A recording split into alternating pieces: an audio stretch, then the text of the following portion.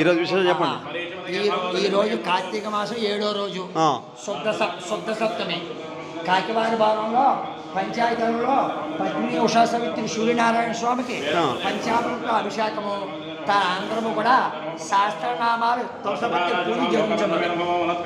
అనంతరం కూడా నీరాజ మంత్ర పుష్పాలు.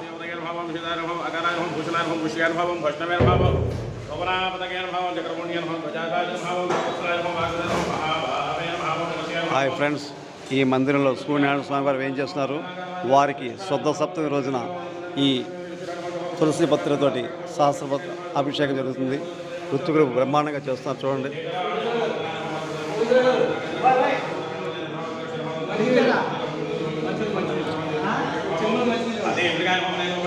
ప్రతి నెల శుద్ధ సప్తమి రోజు సూర్యనారాయణమూర్తికి ఇక్కడ 35 సంవత్సరాల నుంచి పంచామృతాభిషేకం, సూర్య నమస్కారాలు, నక్షత్ర పూజ, భక్తులు చందాలతో సహకారంతో జరుగుతుంది. సంతోషం అండి. ఇప్పటికి 31 సంవత్సరాలు పూర్తయ్యాయి. బ్రహ్మాండ విషయం చెప్పారు స్వామి. అలాగే మీ ఆశీస్సులతోటి భక్తుల సహకారంతో ఈ స్వామికి ఇంకొక సహస్రాబ్ది కూడా ఎలా జరగాలి? స్వామి సూర్యనారాయణ స్వామి నమస్కారం సమర్పయామి. తులసి పత్రి పూజ తులసి పత్రి పూజ అండి.